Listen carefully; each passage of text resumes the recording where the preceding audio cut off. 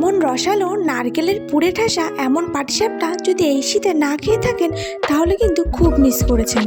একদম পারফেক্ট পাটিসাপটা রেসিপি নিয়ে আমি চলে এসেছি। তো নমস্কার বন্ধুরা, আমি পিউ চলে আসলাম নতুন আরেকটা রান্নার ভিডিও নিয়ে।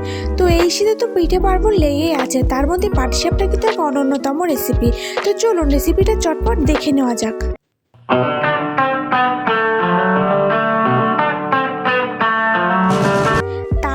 আমাদের প্রথমেই যেটি লাগবে সেটি হলো একটি নারকেলটা কেটে নিয়েছি। এবার আমি নারকেলটা কুড়িয়ে নেব। দেখুন আমি নারকেলটা সম্পূর্ণ কুড়িয়ে নিয়েছি। আমি নারকেলের এটা প্রস্তুত করার জন্য গুড় নয় চিনি ব্যবহার করব। তাই আগের থেকে চিনি দিয়ে আমি কিছুক্ষণ নারকেলটা ভালো করে মাখিয়ে রেখে দেবো, যাতে চিনিগুলো সম্পূর্ণ এর মধ্যে গলে যায়, না হলে কড়াইতে লেগে যাওয়ার ভয় থাকে। তো এবার চলুন একটি কড়াই বসিয়ে নিয়ে তারপরে এটা মাখিয়ে রেখেছিলাম নারকেলটা, সেটা এর মধ্যে দিয়ে দেবো।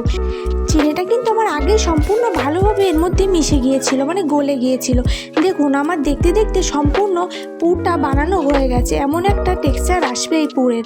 এবার আমি এটা আলাদা একটা পাত্রে তুলে রেখে দেবো।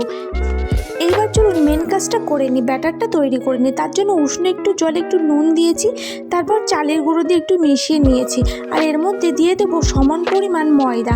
যেটুকু চালের গুঁড়ো নিয়েছেন সেটুকুই ময়দা দেবেন, দিয়ে ভালো করে একটা ব্যাটার তৈরি করে নেবেন। দেখুন ব্যাটারের ঘনত্বটা ঠিক এমন আসবে, আপনারাও ঠিক এইভাবেই ব্যাটারটা তৈরি করবেন, তাহলে পাটিসাপটা একদম পারফেক্ট আসবে, একটুও ফেটে যাবে না আর খুব সুন্দর হবে খেতে। তো দেখুন আমি একা করে পাটিসাপটাগুলো বানিয়ে নেব। আমার একটা পাটিসাপটাও কিন্তু একদমই ফেটে যাবে না, আর পাটিসাপটার মধ্যে নারকেলের পুরগুলো একটুও বেরোবে না। এইভাবে সুন্দর করে আমি প্রত্যেকটা পাটিসাপটা ভেজে নেব। কথা বলতে বলতে কিন্তু আমার একটা পাটিসাপটা প্রায় শেষের দিকে হয়ে এসছে। এই শীতে এমন সুস্বাদু আর পারফেক্ট পাটিসাপটা করতে কিন্তু আমার ভিডিওটা শেষ পর্যন্ত অবশ্যই দেখতে হবে। আর আমি এক এক করে সমস্ত পাটিসাপটাগুলো ভেজে নিয়েছি।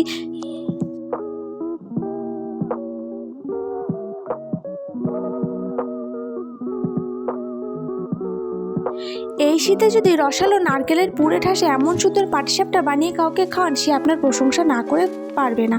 তো যেহেতু আমার পাটিসাপটাগুলো সব হয়ে গেছে, তো এমন ধরনের আরও রান্নার রেসিপির ভিডিও পেতে আমার চ্যানেলটি কিন্তু অবশ্যই সাবস্ক্রাইব করে রাখতে হবে।